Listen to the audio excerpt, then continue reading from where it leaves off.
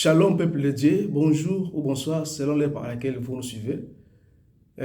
Nous sommes toujours là, par la grâce de Dieu, comptés parmi les vivants pour partager avec vous la bonne nouvelle de Jésus-Christ. Comme c'est notre coutume, c'est notre fardeau. Aujourd'hui, nous allons parler toujours concernant, si rien que l'évangile. Nous allons parler de quelque chose de très important. Nous allons voir dans 2 Thessaloniciens chapitre 1er, versets 6 à 10. Donc, deuxième épître des Thessaloniciens, chapitre 1er, versets 6 à 10. Mais notre verset clé sera le verset 8. Mais pour voir un peu l'idée générale, les contextes, nous allons commencer par le verset 6. En effet, Dieu est juste. Il rendra détresse pour détresse à ceux qui vous font souffrir. Et il vous donnera l'apaisement à vous qui souffrez, ainsi qu'à nous. Cela se passera quand le Seigneur Jésus-Christ apparaîtra du ciel avec ses anges puissants. Il viendra dans un feu flamboyant pour punir ceux qui refusent de connaître Dieu et qui n'obéissent pas à la bonne nouvelle de notre Seigneur Jésus. Ceux qui refusent de connaître Dieu et qui n'obéissent pas à la bonne nouvelle. Ça, c'est le verset 8. La bonne nouvelle de notre Seigneur Jésus. Ils subiront comme châtiment une ruine éternelle, loin de la présence du Seigneur et loin de sa puissance glorieuse, lorsqu'il viendra en ces jours-là pour être honoré et admiré par tous ceux qui lui appartiennent et croient en lui. Vous serez vous-même de leur nombre, car vous avez cru au message que nous vous avons annoncé. Car vous avez cru au message que nous vous avons annoncé. Aujourd'hui, bien aimé, nous allons voir quelque chose de très important, que le fait de croire à la bonne nouvelle, ça te fait échapper à la prédiction, au jugement, à la ruine éternelle. Donc, si tu veux être échappé à la colère de Dieu qui est en train de venir, au châtiment éternel, à la ruine éternelle, la seule solution, la porte de sortie, c'est de croire à la bonne nouvelle. Voilà un peu le message que nous voulons apporter. La bonne nouvelle de Jésus-Christ, nous disons toujours, c'est la solution pour le salut de l'homme. L'apôtre Paul insiste ici par rapport au retour de Jésus-Christ, parce que Jésus revient et il revient bientôt. De la même façon, il était venu pour la première fois, à son premier venue, à son incarnation, il est venu pour souffrir, prendre notre position, pour s'identifier à nous. Il est mort, il est ressuscité. La Bible dit qu'il est monté au ciel. Le même jour, il dit que Jésus monté au ciel. La Bible dit que les anges ont dit aux disciples qui étaient là, ébahis, regardez comment est-ce que le maître est monté au ciel. Ils ont dit que le même Jésus que vous voyez en train de monter, de la même façon qu'il est monté, de la même façon qu'il reviendra. Ça, c'est sûr et certain, voulu ou pas, et que les gens ne veulent ou pas, que ce soit les choses de science, tout ce qui se passe dans ce monde, il y a la fin du monde et le Seigneur Jésus-Christ viendra, parce que c'est la réalité, c'est la vérité. Et il viendra en tant que juge et non roi pour les nations. Pour nous, il viendra en tant que roi parce que nous allons régner avec lui. Mais pour les nations, il viendra en tant qu'un juge pour juger ce monde, pour rendre la rétribution à tous ceux qui refusent de connaître Dieu et qui n'obéissent pas à la bonne nouvelle de Jésus-Christ. Voilà un peu. L'apôtre Paul dit qu'il viendra comme un feu flamboyant dans le ciel quand il apparaîtra, avec ses anges puissants. Il viendra dans un feu flamboyant pour punir ceux qui refusent de connaître Dieu et qui n'obéissent pas à la bonne nouvelle de notre Seigneur Jésus-Christ. Voilà un peu. C'est pour dire que si tu connais Dieu et que tu obéisses à l'obéissance, aussi on pense par rapport à la foi, tu crois, tu acceptes la bonne nouvelle de Jésus-Christ, c'est-à-dire que tu ne seras pas victime, tu ne seras pas les candidats de la colère de Dieu.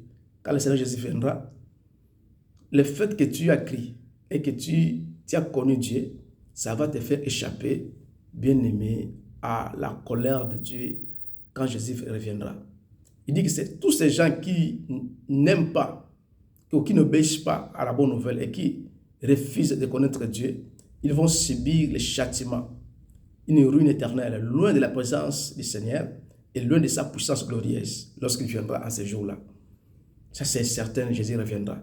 Mais il dit que Jésus va honorer et il sera honoré plutôt et admiré par tous ceux qui lui appartiennent et qui croient en lui. Et nous qui croyons, il dit que nous sommes de ces nombres-là parce que nous avons cru au message que les apôtres nous annonçaient. Il y a des fois, les gens disent, oh, nous avons les messages des temps de la fin, nous avons les messages. Le message de Dieu, quand on parle des messages de Dieu, l'apôtre Paul, c'est lui, notre apôtre, notre Timothée, c'est lui qui a amené, plutôt notre Timothée, c'est lui qui a amené l'évangile ici, pour nous les gentils, les païens. Les messages, quand il parle des messages, il parle de la bonne nouvelle de Jésus-Christ. Quand il parle des messages, il ne parle pas de notre message, d'un ange quelconque qui est venu apparaître. Il parle de la bonne nouvelle de Jésus-Christ. Et il associe la connaissance de Dieu à la bonne nouvelle. Il dit que ceux qui ont refusé de connaître Dieu et qui n'obéissent pas à la bonne nouvelle, c'est-à-dire que quand on parle même de la connaissance de Dieu, parce que les gens disent j'ai la connaissance de Dieu, c'est lié toujours à la bonne nouvelle de Jésus-Christ. Parce que Dieu s'est manifesté en Jésus-Christ. C'est Jésus qui est venu nous faire connaître Dieu. Jésus a dit, personne n'a vu Dieu. Personne, ni Moïse, ni Abraham, tous les gens de la Bible, personne n'a vu Dieu. Quand il lit Jean chapitre 1, verset 18, si ce n'est que le Fils qui est sorti du sein de son Père, c'est lui qui connaît le Père et qui fait connaître le Père. La connaissance de Dieu, ce n'est pas par rapport à l'intelligence humaine. Pour connaître Dieu, il faut connaître Jésus-Christ. C'est Jésus qui est venu nous faire connaître Dieu. Donc la connaissance de Dieu est toujours liée à Jésus-Christ, à son évangile. Il dit que ceux qui refusent de connaître Dieu et qui n'obéissent pas plutôt à la bonne nouvelle. Donc la bonne nouvelle est toujours liée à la connaissance de Dieu. La connaissance de Dieu, c'est connaître la bonne nouvelle de Jésus-Christ. Parce que la bonne nouvelle de Jésus-Christ, c'est Jésus lui-même qui est la connaissance exacte de Dieu. Donc si tu veux connaître Dieu, si tu veux aller à l'avant, si tu veux être échappé à la colère de Dieu, qui sera bientôt là, parce que Dieu ne ment jamais. De la même façon qu'il a promis qu'il viendra de son premier venu. Jésus est venu, il est né, il est déjà venu, il est né, il est mort, il a fait son œuvre de rédemption, il est rentré. Maintenant, il est assis à la droite du Père, nous avons vu les contenus plutôt de l'évangile. Et il reviendra pour juger les nations, pour juger tous ceux qui ne croient pas à l'évangile, pour juger, pour punir ceux qui ne connaissent pas Dieu, qui refusent de connaître Dieu et qui n'obéissent pas à l'évangile, qui n'acceptent pas l'évangile. Mais il sera honoré pour ceux qui sont ses disciples, ceux qui ont cru en lui. Alors, si tu veux être échappé à la colère de Dieu, si tu veux échapper au jugement de Dieu, si tu veux être échappé à la ruine éternelle, la seule solution, c'est qu'il faut connaître Dieu et puis obéir ou accepter la bonne nouvelle.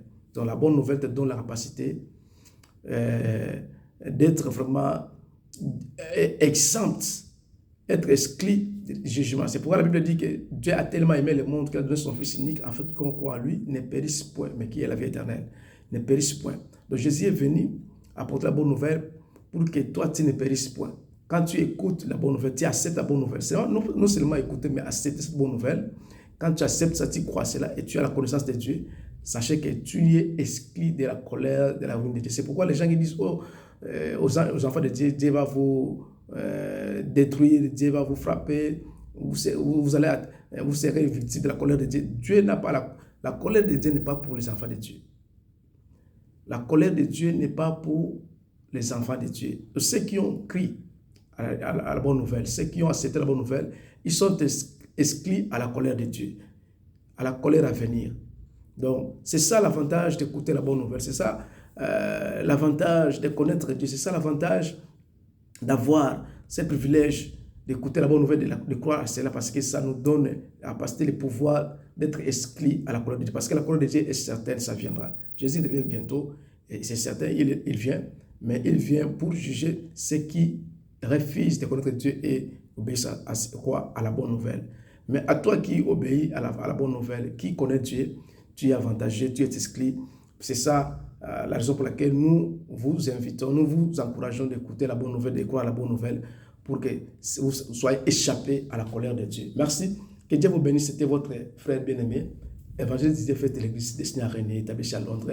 Nous sommes là pour vous encourager dans la bonne nouvelle de Jésus-Christ, parce que cela nous donne la vie. Soyez bénis. À nous revoir prochainement. Que le Seigneur vous comble de sa grâce. Bye bye.